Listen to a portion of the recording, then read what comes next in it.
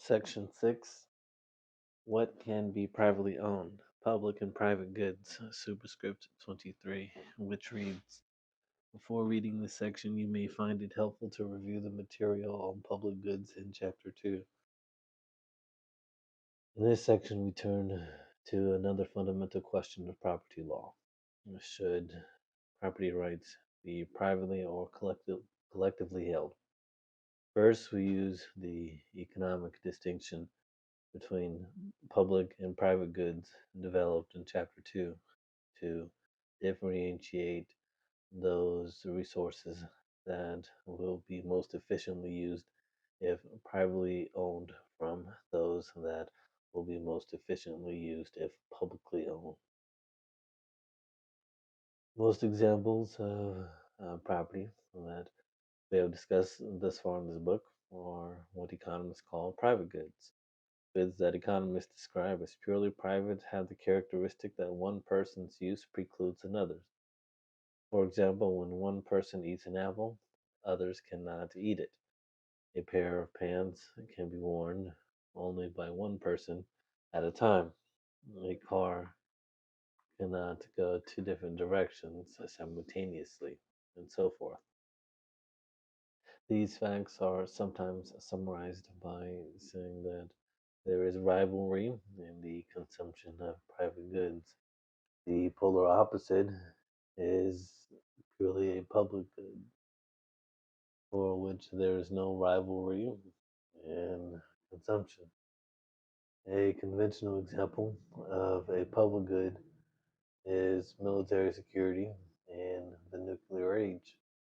Supplying one citizen with protection from nuclear attack does not diminish the amount of protection supplied to other citizens. There's also another attribute that distinguishes private and public goods. Once property rights are defined over private goods, they are relatively cheap to enforce. Specifically, the owner can exclude others from using them at low cost. For example, a farm can be fenced at a relatively low cost to exclude trespassing cattle. With public goods, however, it is costly to exclude anyone from enjoying them. To illustrate, it is virtually impossible to supply different amounts of protection against nuclear attack to different citizens. Having explained the private public distinction in economics and law, we can now relate them to each other. The relationship is very simple. Efficiency requires that private goods should be privately owned and that public goods should be publicly owned.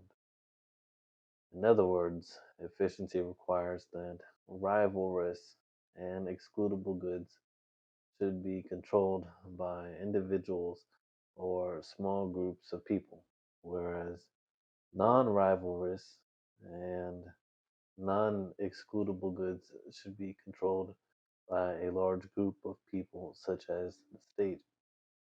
Thus, the distinction between private and public goods should guide the development of property rules to answer the question: what can be privately owned?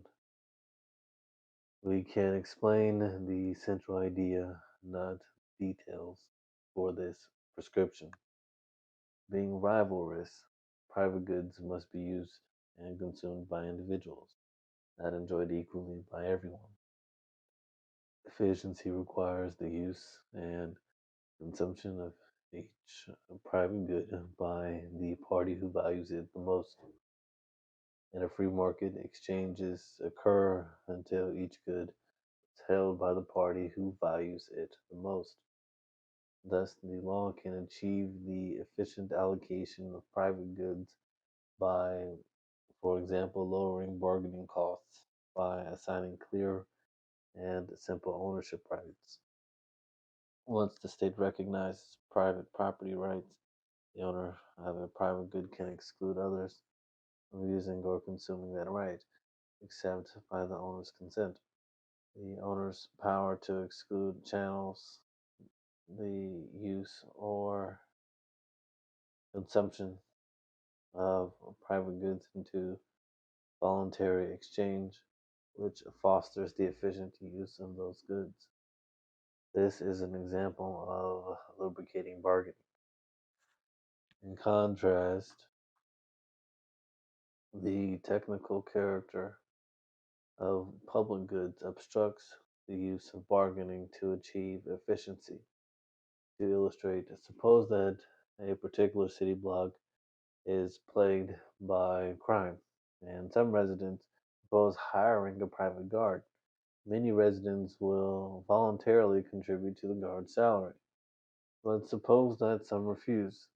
The paying residents may instruct the guard not to aid non payers in the event of a mugging. Even so, the presence of the guard on the street will make it safer for everyone because muggers are unlikely to know who has and who has not paid for the guard's services. Given these facts, there is not much that the payers can do to compel non payers to contribute.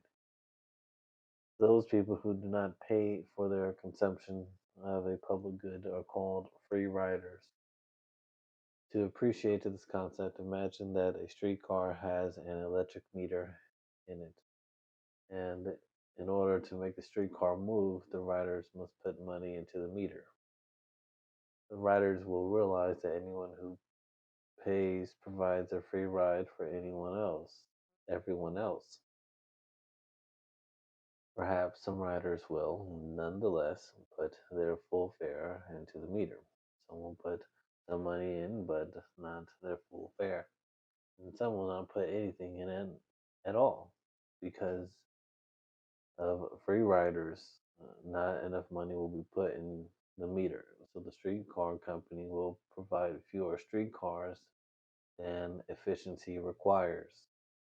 In general, markets supply too little of a public good because the private supplier cannot exclude users of it who do not pay their share of the costs. We have explained that private goods, which exhibit rivalry and exclusion, ought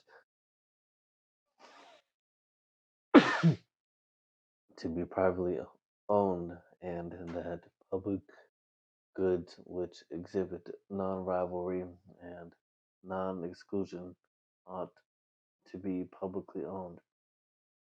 We illustrate this proposition as applied to land. Some efficient uses of land involve a small area and affect a small group of people, such as building a house or growing corn.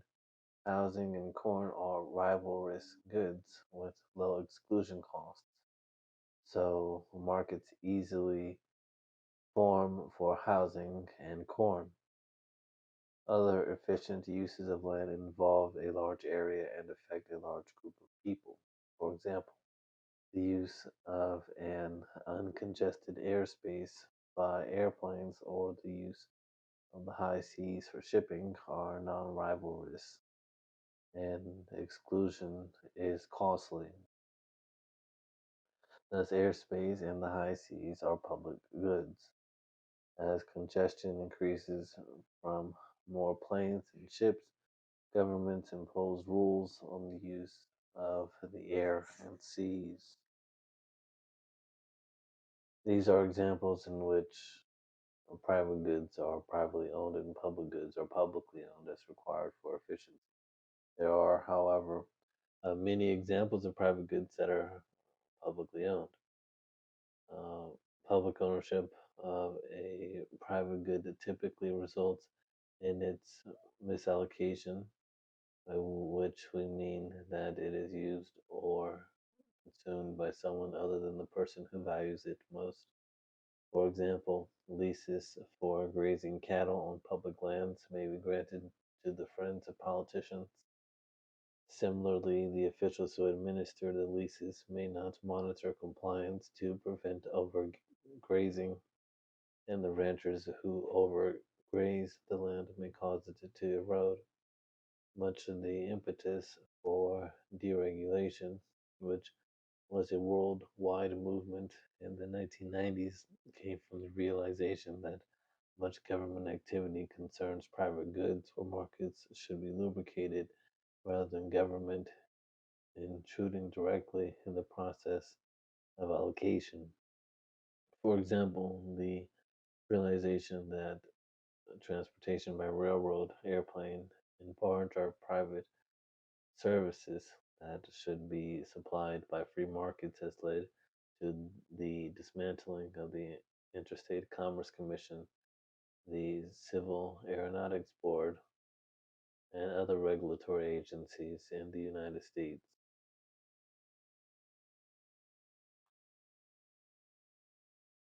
One way to contrast private and public ownership is in terms of transaction costs. Private ownership imposes various transaction costs of private enforcement and exchange.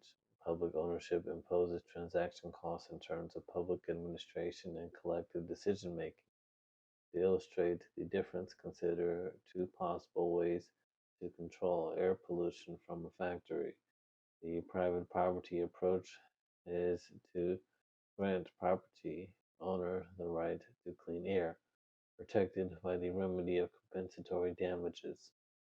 This method will result in many landowners suing for damages or bargaining to settle out of court. Alternatively, the public property approach would declare that clean air is a public good and assign the task of air quality control to a government agency. This method will result in political bargaining and regulation. From this perspective, the choice between private and public ownership should depend on whether the costs of private enforcement and exchange are more or less than the cost of public administration and political bargaining. In the next chapter, we will continue developing these themes by discussing two important questions. For what specific resources is private ownership more efficient than public or commercial ownership, and vice versa? And under what circumstances should government be allowed to take private property from citizens? Superscript 24, which reads, we are not, of course, suggesting that the current division of responsibility between public and private providers of goods and services necessarily follows the rules we have just set down. That is, there are current instances of the government provision or subsidization of private goods and of the private under provision of public goods. The extent to which these anomalies exist and why they persist are two of the central concerns of the branch of microeconomic theory called public choice theory. Question 4.15. If everyone has free access to a public beach, who, if anyone, has the power to control the use of the resource? Question 4.16. Discuss how to adjust private and public restarting. Question 4.16. Discuss how to adjust private and public property rights to promote ecotourism in Africa.